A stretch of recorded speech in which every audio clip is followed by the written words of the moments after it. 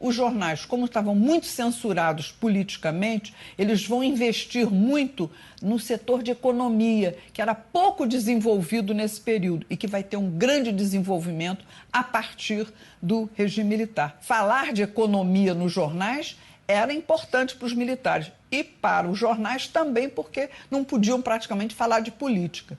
Os jornalistas entrevistam economistas americanos para fazer críticas à política econômica do governo. E quando os militares chegavam na redação e queriam impedir a publicação daquelas críticas, os jornalistas assim, mas os americanos são comunistas? Como é que é isso? Não, isso aqui foi um americano que disse. Os primeiros ministros da Fazenda da ditadura não eram midiáticos. Costa e Silva, menos intelectualizado do que Castelo Branco, procurou tornar mais simpático o comando da economia e trouxe de São Paulo um indicado de Paulo Maluf, Antônio Delfim Neto, o robusto e desconhecido professor de economia, com sotaque paulistano, algo engraçado, que logo atrai os holofotes da imprensa e gosta disso.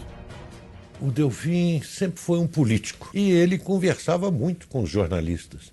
Não apenas com os barões da imprensa, com os donos dos jornais e das televisões, mas também com os repórteres, com os jornalistas que cobriam o dia a dia da política nacional. E olhem, nunca houve eu conversava com o Delfim e outros toda semana, e nunca houve uma conversa com o Delfim que ele não nos desse uma informação política, mais até do que econômica. Em pouco tempo, o czar da economia torna-se também a eminência parda da imprensa. Graças à intimidade com os jornalistas, produz-se o factoide que entrou para a história como milagre brasileiro, que enriquece os empreiteiros das grandes obras e muitos editores, sobretudo de revistas.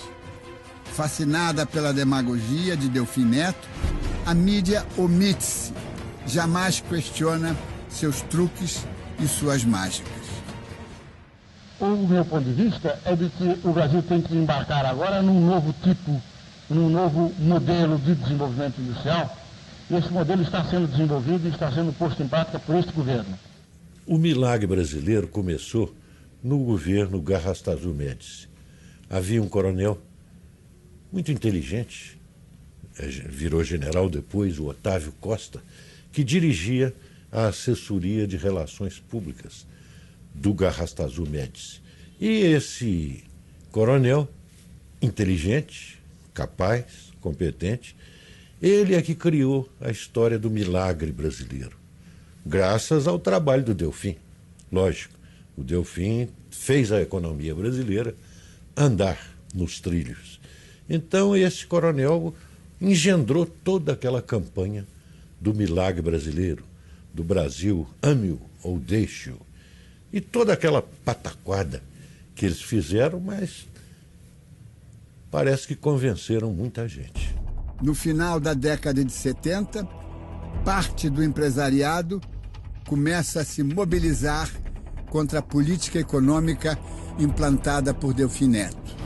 A Gazeta Mercantil promove a eleição dos homens de negócios mais representativos do país através de uma consulta entre os leitores, uma eleição em plena ditadura militar.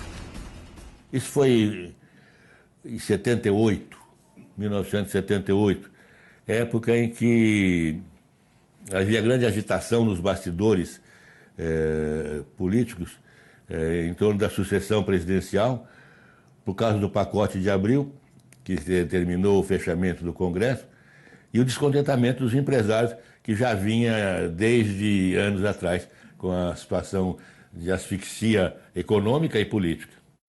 Os escolhidos criam o Fórum de Líderes e redigem o Documento dos Oito, onde tomam posição sobre temas de política e de economia. Foi a primeira manifestação a favor da abertura que se deu. Era um documento que foi assinado, para você ter uma ideia, eu vou lembrar aqui, eu vou ler, pelo Antônio Hermílio de Moraes, que foi o Cláudio Bardella, Antônio Hermílio de Moraes, Jorge Gerdau, Olavo Setúbal, Abílio Diniz, José Mindli, Paulo Velhinho, Severo Gomes. E os dois economistas contratados para ajudar a assistir na preparação do documento eram os economistas João Manuel Cardoso de Mello e Luiz Gonzaga Beluso. O documento teve ampla repercussão e abriu o caminho para outras formas de protesto público. Teve um efeito muito grande e todos os jornais e emissoras de televisão deram um grande destaque àquilo. Isso se tornou uma praxe, logo acho que no ano seguinte, houve o documento dos 12, eu me lembro que o presidente Figueiredo estava em Cleveland, operando do coração, e o vice-presidente estava em exercício, e foi assinado por 12 porque houve 2 empates, e eles recebeu os líderes.